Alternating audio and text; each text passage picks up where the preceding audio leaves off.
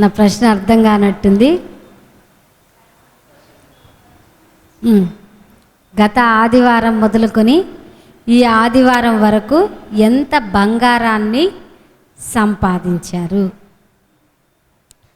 సంపాదించలేదా? నేనైతే చాలా బంగారాన్ని సంపాదించుకున్నాను. మరి మీరు?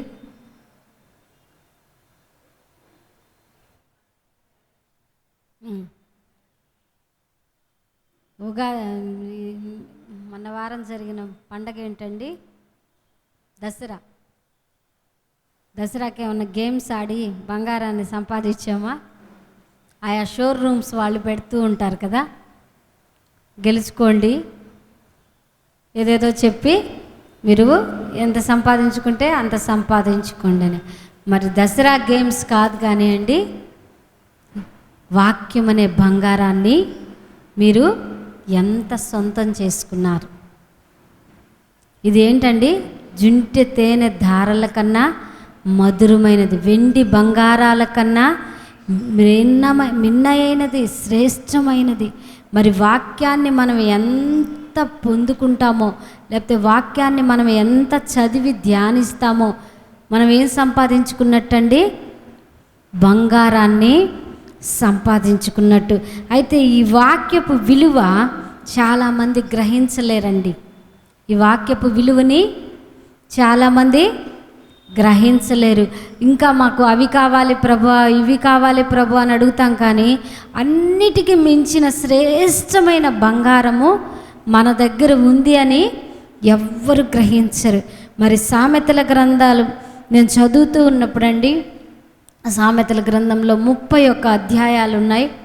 ఈ 31 అధ్యాయాల్లో 1వ అధ్యాయం మొదలుకొని ఈ 31 అధ్యాయాల వరకు జ్ఞానము ఎన్నిసార్లు ఉంది అని నేను లెక్కబెట్టినప్పుడు 111 సార్లు జ్ఞానము జ్ఞానము జ్ఞానము అని పరిశుద్ధాత్మ దేవుడు వ్రాయించి పెట్టున్నాడండి.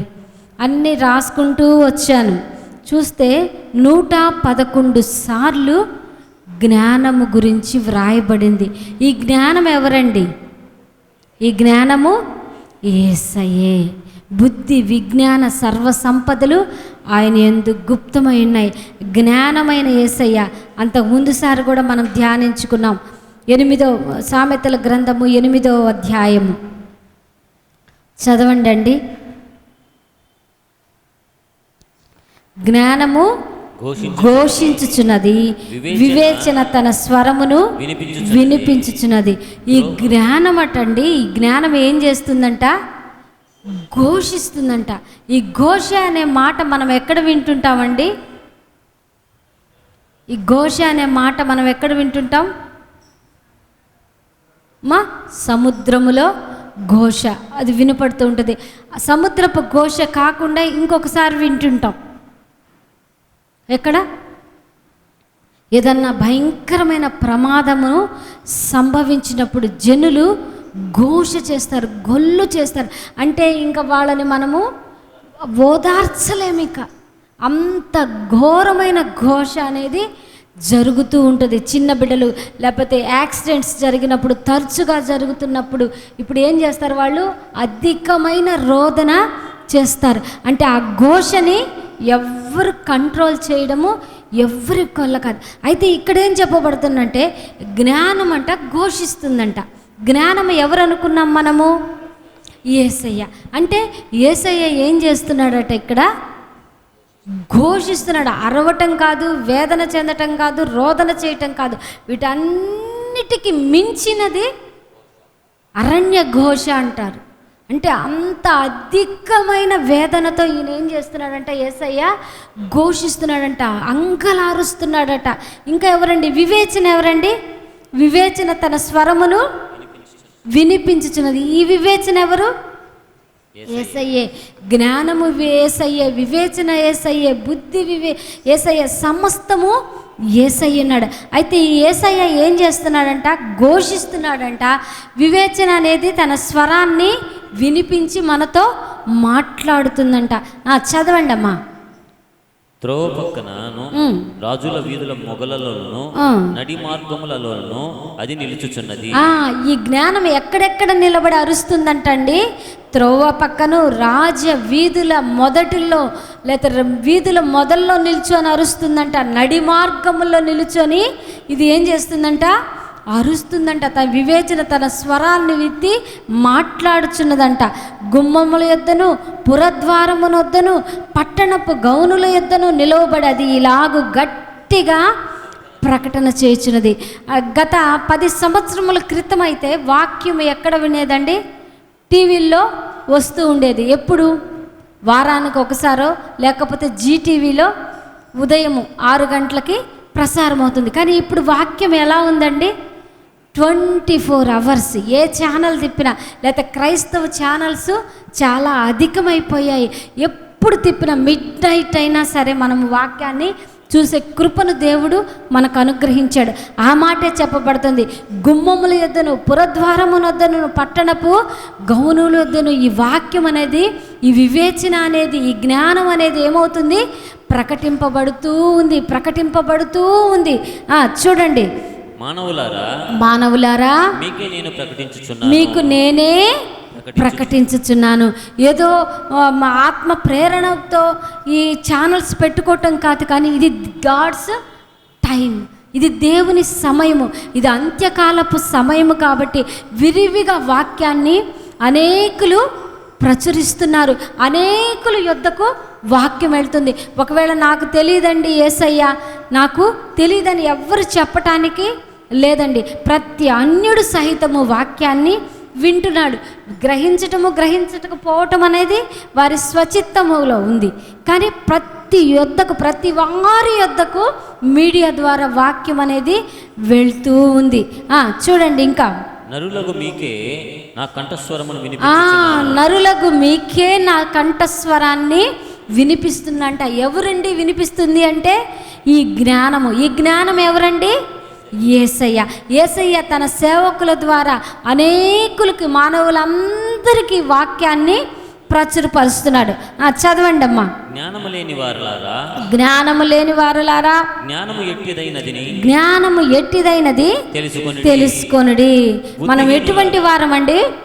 జ్ఞానము లేని, యేసయ్యని తెలియని వారు, లేకపోతే యేసయ్యని మనస్ఫూర్తిగా అంగీకరించిన వారు ఎటువంటి వారు?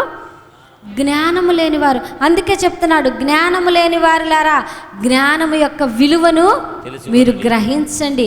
జ్ఞానము యొక్క వివేచనను మీరు గ్రహించండి. జ్ఞానం యొక్క విలువ ఏమిటో మీరు తెలుసుకోండి. అంటే యేసయ్య యొక్క విలువ ఏమిటో మనం తెలుసుకునే వారిగా ఉండాలి. చదవండి అన్న. బుద్ధిహీనులారా బుద్ధి ఎట్టయినదో యోచించి చూడుడి. నేను శ్రేష్టమైన సంగతులను చెప్పెదను. యేసయ్య మనకి శ్రేష్టమైన సంగతులు చెప్తున్నప్పుడు మనం ఏం చేయాలంటండి? వినేవారముగా ఉండాలంట. నా పెదవులు యథార్థమైన మాటలు పలుకును, నా నోరు సత్యమైన మాటలు పలుకును. మన దేవుడు ఎటువంటి దేవుడు అండి? యథార్థమైన దేవుడు, అగ్ని అయిన దేవుడు, పరిశుద్ధుడైన దేవుడు, సైన్యములకు అధిపతి అయిన దేవుడు. ఆయన ఎప్పుడు ఎటువంటి మాటలు మాట్లాడతాడు? సత్యమైన మాటలు మాట్లాడతాడు. అందుకే యోహాను సువార్త 17వ అధ్యాయం 17వ వచనం చెప్పమంది, సత్యమందు వీరిని ప్రతిష్ఠ చేయము. పోయిన వారం మనం చెప్పుకున్నాం, మన చర్చి డెడికేషన్ రోజు, ప్రైట్ అవర్ ఓపెనింగ్ రోజు చెప్పుకున్నాం, సత్యమందు వీరిని ప్రతిష్ఠ చేయము. ఏంటి సత్యము? ఆయన వాక్యమే సత్యము. అంటే మనం ఎక్కడ ప్రతిష్ఠ చేయబడాలి? వాక్యమందు మనము ప్రతిష్ఠ చేయబడాలి. అనుదినము వాక్యము చదివేవారిగా ఉండాలి. వాక్యం చదివేవారి మాత్రమే కాకుండా వాక్యాన్ని ధ్యానించేవారుగా, వాక్య ప్రకారము నడుచుకునేవారిగా మనం ఉండాలి. ఇంకొక మాట చదవండి అండి. దుష్టత్వము నా పెదవులకు అసహ్యం. ఎవరికంటే అసహ్యము, దుష్టత్వము యేసయ్య పెదవులు. మరి మనం ఎవరై ఉన్నాము? దేవుని పోలికగా ఉన్నాము, దేవుని కుమారులుగా ఉన్నాను, దేవుని కుమార్తెలుగా ఉన్నాము. మరి దేవునికి ఇష్టము లేనివి మనకి ఇష్టమా అండి? దేవునికి ఇష్టం లేనివి ఏవి కూడా మనకిష్టం. అంటే దుష్టత్వమును ఆయన అసహించుకుంటున్నప్పుడు మనం ఏం చేయాలి? మనము కూడా దుష్టత్వాన్ని అసహించుకునే వారిగా ఉండాలి. చెప్పండి.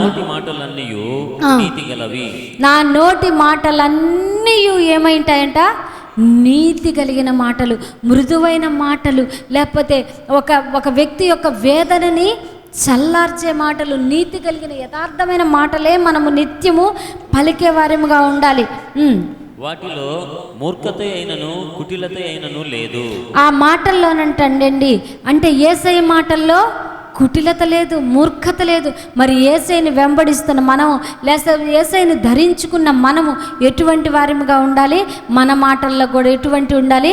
కుటిలత కానీ, లేకపోతే కఠినత్వము కానీ, ఇంకా ఏ విధమైనవి కూడా లేనిట్టుగా సరి అయిన మాటగా మనము జీవించగలిగి ఉండాలి. ఇంకా చూడండి అండి, అవన్నీ వివేకికి తేటగాను, వారికి యథార్థముగా, అవన్నీ వివేకికి ఎలా ఉన్నాయంటండి? తేటగా కనపడుతున్నాయంట. అంటే మనం ఏం అడగాలి? యేసయ్యని వివేకాన్ని అడగాలి. ప్రభా, నాకు వివేకమును దయచేయి. ప్రభా, నేను ఈ లోకంలో ఉన్నాను, నాకు వివేచన దయ. అవన్నీ వివేకికి అయితే అన్నీ తేటగా కనపడతాయి. పోయిన వారం మనం ఏం చెప్పుకున్నామండి? వాడు ఆరాధన యందు వినయాశక్తుడై ఉంటాడు. ఇంకా ఏం చెప్తాడు? శిరస్సును హత్తు కొననివాడు. హత్తు కొనినవాడు కాదు, శిరస్సును ఎట్లా ఉంటాడంట? హత్తు కొననివాడు. తన చూడని వాటిని సంగతుల గురించి, శరీర సంబంధమైన విషయాల గురించి ఎలా చెప్తుంటాడంట? ఊరకని ఉప్పొంగుచూ ఉంటాడంట. తన శరీరం యొక్క స్థితి గురించి, నేను ఇలా, నేను అలా అని చెప్పి డంబికమైన మాటలన్నీ మాట్లాడుకుంటా. అటువంటి వ్యక్తి మనకున్న బహుమానాన్ని మనం అపహరించుకోకుండా మనం చూసుకోవాలి. అలా అపహరించుకోబడకుండా మనం చూడాలి అంటే మనకేం కావాలండి? వివేకము కావాలి, వివేచన కావాలి. లేకపోతే మనకైతే వివేకము వివేచన లేకపోతే మనం ఏమైపోతాము? సులువుగా ఆ చిక్కుల్లోనికి, సులువుగా చిక్కులు పట్టే పాపంలోనికి మనం వెళ్ళిపోతాం. అప్పుడు మన పరిస్థితి ఏంటి? మన భక్తి అనేది హీనతలోనికి దారి తీస్తుంది, భక్తి అనేది సడలిపోతుంది. ఇంకా చూడండి ఏం మాట చెప్తున్నాడో చూడండి. వెండికి ఆశపడక నా ఉపదేశము అంగీకరించుడి, మేలు మీ బంగారు నాశింపక తెలివి నొందుడి. మామూలుగా మనం చెప్పుకునేది ఏంటంటే చాలా శ్రేష్టమైనవి బంగారము, వెండి, ఈ లోక సంబంధంగా. కానీ వాటికంటే అతి శ్రేష్టమైనది ఏంటంట? దేవుని వాక్యము. అందుకని దేవుని వాక్యం అనే ఆత్మ ఖడ్గాన్ని మీరు ధరించుకొనుడి అని చెప్తున్నాడు. ఇంకా చూడండి, జ్ఞానము ముత్యముల కన్నా శ్రేష్టమైనది, జ్ఞానము ముత్యముల కన్నా శ్రేష్టమైనది, విలువగల సొత్తులేవి దానితో సాటి. హల్లెలూయా. ఏంటంటండి? విలువ కలిగిన సొత్తులేవి ఆ జ్ఞానముతో సాటి కాదండి. మన దగ్గర ఉన్న వెండి కానీ, మన దగ్గర ఉన్న బంగారము కానీ, మన దగ్గర ఉన్న ముత్యములు కానీ, ఇంకా అధికమైంది ఏదైనా కానీ దేవుని ముందు అవన్నీ దేనికి సాటి కావు. యెహోవా యందు భయభక్తులు కలిగి ఉండుటే తెలివికి మూలము. అది మనకు కావాల్సింది. ఈ లోక సంబంధమైన అంటాడు కదా భక్తుడు, ఏమంటాడు? నా ప్రాణమా తినుము, తాగుము, సుఖించుము. ఒరే వెర్రివాడా, ఈ రాత్రి కాలంలో నీ ప్రాణాన్ని అడిగితే నువ్వు ఎటువైపోతావు? ఇవన్నీ తాగుతావు, సుఖిస్తావు, కానీ జ్ఞానం అనేది నీకు లేకపోతే, యెహోవా యందు భయభక్తులు కలిగిన జీవితం అనేది నీకు లేకపోతే, లేతే వాక్యానుసారంగా జీవించే బ్రతుకు అనేది నీకు లేకపోతే, నీకు ఎన్నున్నా కానీ. మన ఒక ఫేస్బుక్లో ఒకటి చూసామండి, అనిల్ అంబానీ గారంట. ఎన్ని కోట్లండి? 20 కోట్ల బస్సు, 20 కోట్ల రూపాయలు పెట్టి బస్సు తయారు చేయించుకున్నాడంట. ఆ బస్సులో అన్ని ఫెసిలిటీస్ ఉంటాయంట. మళ్ళీ సినీ యాక్టర్ మహేష్ బాబు అంట, ఆయనకి ఒక బస్సు తయారు చేయించుకున్నాడంట. షూటింగ్ టైంలో రెస్ట్ తీసుకుంటాడంట. లక్ష్మీ మిట్టల్ అని ఒక పెద్ద బిజినెస్ మ్యాన్ కూడా అటువంటిది కొన్ని కోట్లు లోపల సమస్తం ఇంకెక్కడికి వెళ్ళక్కర్లేదంట. ఆ బస్సులోనే అన్నీ ఉంటాయి. రెస్టింగ్ ఉంటుంది, ఏంటి సోఫా సెట్స్ అన్నీ, సమస్తం చాలా రిచ్గా ఉందంట. నాకు ఒక భలే నవ్వు వచ్చింది. నువ్వు అంటే బుల్లెట్ ప్రూఫ్ అంట. మళ్ళీ ఎవరైనా శత్రువులు అతని మీద దాడి చేస్తారేమో అని చెప్పి ఆ బస్సు బుల్లెట్ ప్రూఫ్. అంటే ఏ శత్రువు ఎటువంటి పరిస్థితుల్లో ఏం చేసినా ఆ వ్యక్తికి ఏమీ కాదు. కానీ హార్ట్ ఫెయిల్ అయితే నాకు భలే నవ్వు వచ్చింది. ఇంత సెక్యూరిటీ చేసుకున్నాడు, ఆ ప్రాణం పోతే పరిస్థితి ఏంటి? ఇంత సెక్యూరిటీ తనని కాపాడుతుందా? బుల్లెట్ ప్రూఫ్ అంటే దానికున్న అధికమైన ధనాన్ని బట్టి అనేకమైన శత్రువులు ఉంటారు. దాన్ని బట్టి ఈయన ఏం చేసుకున్నాడు, ఒక చక్కటి బస్సు, ఆ బస్సులోనే ప్రయాణం చేస్తారు. కానీ మన ప్రాణానికి ఎవరండి గ్యారంటీ? ఇంత చేసుకొని హార్ట్ ఫెయిల్ అయిపోయింది అనుకోండి, బస్సులో పొజిషన్ ఏంటి? కానీ అందుకే దేవుడు ఇక్కడ ఏం చెప్తున్నాడు చూడు, నీ బంగారము కన్నా, నీ వెండి కన్నా, నీ ముత్యాల కన్నా అధికమైంది ఏంటంటే నీ ప్రాణం అండి. నీ ప్రాణం యొక్క విలువ అంత గొప్పది. మన ప్రాణం ఈ దేనిలో దాచబడి ఉంది? నీ జీవము దేవునిలో దాచబడింది. హల్లెలూయా. మన జీవం ఎక్కడ దాచబడిందండి? మన బ్యాంక్ బ్యాలెన్స్లో దాచబడలేదు, మన బంగారంలో దాచబడలేదు, కానీ మన జీవం ఎక్కడలో దాచబడింది? దేవునిలో దాచబడింది. ఈరోజు నిద్రపోతాం, తెల్లారి తిరిగి లేస్తామో లేదన్న గ్యారంటీ లేదు. అందుకనే మనం నిద్రించుచున్న సమయంలో మన ఆత్మ మేలుకోవాలి, అడగాలి, ప్రభా ఈ ఉదయకాలంలో నేను స్తుతించే కృపను నాకు దయచేయండి. ఎందుకంటే అనవసరంగా దేవుడు మనల్ని పోషించటం ఎందుకు? మన ప్రాణానికి ఆయన ఆయుష్ను పొడిగించటం, తినడానికి తాగడానికి సుఖించటానికా? కాదు. మనము బ్రతికున్న ఎడల ఆయన పని చేతుము, ఆయన పరిచర్యలో పాలి భాగస్థులుగా ఉందాము. కక్ష చేత కానీ మిషి చేత కానీ ఒక్కరినైనా రక్షించాలి. అది ఉండాలి మన మనస్సులో. నేను ఈరోజు జీవిస్తానంటే దేని కొరకు నేను జీవించటం? నా బ్రతుకు యొక్క సాఫల్యత ఏంటి? నా బ్రతుకుని నేను ఎలా నడిపించుకోగలుగుతున్నాను? లేదా నేను ఎంతమంది కొరకు నేను ప్రార్థన చేస్తున్నాను? అనేకులు నశించిపోతున్నారు, అనేకులు మరణకరమైన రోగాల మధ్య నివసిస్తున్నారు, వాళ్ళ కొరకు నేను ప్రార్థన చేస్తున్నాను. ఈరోజు దేవుడు ఎప్పుడు ఒకటి గుర్తుపెట్టుకోండి, ఈరోజు మంది, ఇంకా నెక్స్ట్ నిమిషం మందో కాదో మనకు తెలియదు, లేకపోతే రేపు మందో కాదో మనకు తెలియదు. ఈ రోజుని మనం ఏం చేసుకోవాలి? ఈరోజు మనం ఉపయోగించుకోగలగాలి. అనేకుల కొరకు ప్రార్థించేవారుగా, అనేకుల కొరకు కన్నీరు కార్చేవారముగా, అనేకుల్ని లేవనెత్తేవారముగా మనం అడిగినప్పుడు మన జీవితానికి కూడా ఒక సార్థకత వస్తుందండి. అన్నీ బ్రతుకుతున్నాయి, జంతువులు బ్రతుకుతున్నాయి, మన అన్నిటితో పాటు వద్దు, మనం ఒక స్పెషల్. మనం ఏం చెప్పుకున్నాము? నేను రాయల్ని. ఎవరిలో? యేసయ్యలో నేను రాయల్ని. I am special. నేను ఒక ముఖ్యమైన వ్యక్తిని. ఎవరికి? యేసయ్యకి. దేవుని చేత బహుగా ఎర్రగబడిన దానను. హల్లెలూయా. నేను దేవుణ్ణి ఎరుగుట కాదండి, నేను దేవుని చేత ఎరుగబడిందని. మన విలువ మనకు తెలిసినప్పుడు సమయాన్ని అనవసరంగా కాలయాపన చెయ్యము, వేస్ట్ చేసుకోమండి. చదవండి అన్న. జ్ఞానమును నేను, చాతుర్యమును నాకు నివాసముగా చేసుకుని. ఏంటంటండా? యేసయ్యాను నేను, లేకపోతే హవీలాను నేను, చాతుర్యమును నాకు నివాసముగా చేసుకున్నానంటండి. చాతుర్యత అంటే అండి, చాతుర్యత అంటే అన్ని విషయాల్లో జ్ఞానయుక్తముగా మాట్లాడడం, టాక్ట్నెస్ అంటే చాలా తెలివిగా ఏ విషయాన్ని కూడా తనకు అనుకూలంగా మార్చుకోవడాన్ని చాతుర్యత అంటారు. ఎవరండి ఆ పేరు కలిగిన వ్యక్తి ఉన్నాడు చరిత్రలో, ఒక వ్యక్తి. ఎవరు? పురాణాల్లో ఉన్నాడు. చాణక్యుడు. అన్ని పాస్టర్ గారే చెప్పేస్తున్నారు. చాణక్యుడు బహా చాతుర్యత కలిగిన వ్యక్తి. ఆయనకంట ఒక చాణక్యుడు ఒక విషయము కానీ అతను ఆలోచించి చేశాడంటే దానికి ఇంకా ఎటువంటి ఇంకా తిరుగు అనేది లేకుండా ఉంటుందంట. అందుకంటే జ్ఞానమును నేను అంటే యేసయ్యను కలిగిన మనకేం కలిగి ఉండాలండి? చాతుర్యత కలిగిన వాళ్ళు. అంటే ఒక మొండి వాళ్ళతో కూడా మాట్లాడి గెలవగలిగిన క్యాపబిలిటీని, కెపాసిటీని, నైపుణ్యతను దేవుడు మనకిచ్చినాడు. మనం ఏదో సామాన్యులము కాదండి. చదవండి అన్న. సదుపాయములు తెలుసుకున్నటకు నా చేతనగును. ఏంటండి? అక్కడ వీలే లేదండి, అక్కడికి పోను అసలుకు వీలు లేదు, కానీ సదుపాయం చేసుకోవడం, అక్కడికి వీలు కలిగించుకొని వెళ్ళడానికి దేవుడు నాకు చాతుర్యత ఇచ్చాడు. అక్కడ సదుపాయమే లేదు, అక్కడ వాళ్ళు స్ట్రిక్ట్గా ఉంటాడు, అక్కడ ఎవ్వరు రానివ్వరు, కానీ నేను వెళ్తాను. దేన్ని బట్టి? దేవుడు నాకు ఇచ్చిన జ్ఞానమును బట్టి. నేను ఎవరిని ధరించుకొని ఉన్నాను అండి? అపోస్తల కార్యంలో 6:10 అండి.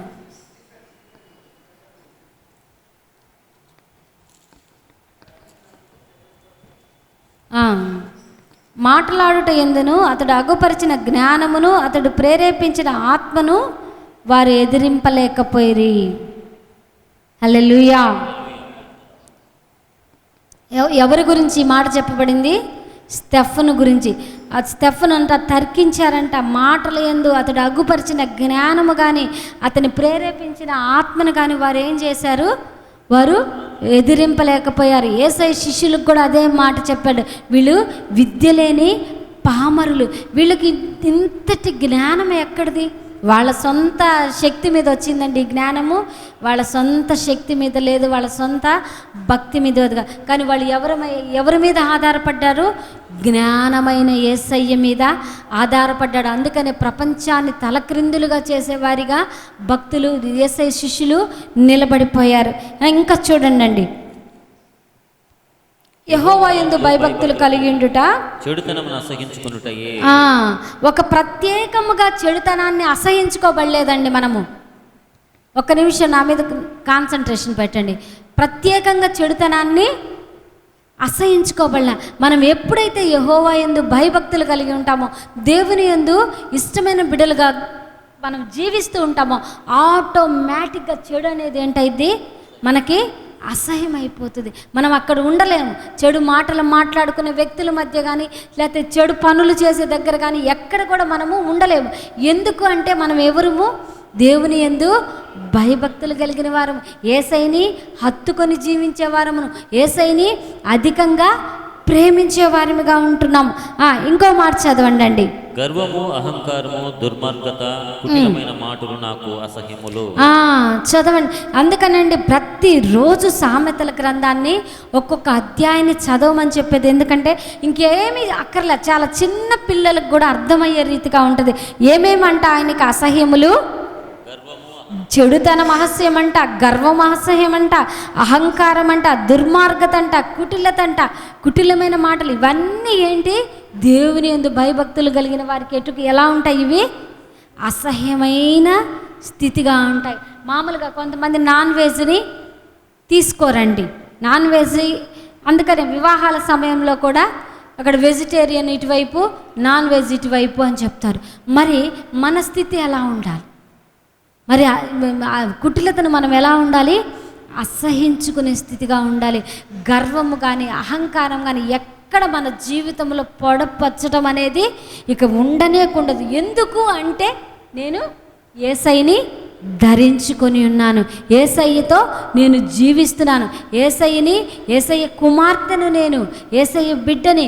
యేసయ్యకి ఎటువంటి మనస్సు కలిగి ఉండదో ఇన్ ద సేమ్ టైం అదే మనస్సుని నేను కలిగి ఉంటాను. హల్లెలూయా. చదవండి అన్న. ఆలోచన చెప్పుటయు జ్ఞానమునిచ్చుటయు నా వశము. ఒక క్రైస్తవుడికి ఏముందంటండి?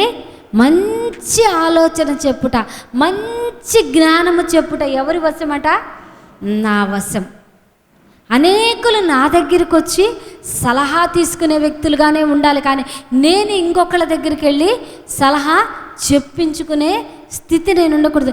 ఎప్పుడు ఇవన్నీ కలిగి ఉంటాము అంటే నిత్యము ఈ బంగారాన్ని చదువేవారంగా, బంగారాన్ని సంపాదించుకునేవారుగా. అది నీ తలకు సొగసైన మాలిక, నీ కంఠముకు హారంగా ఉంది. ఏంటి?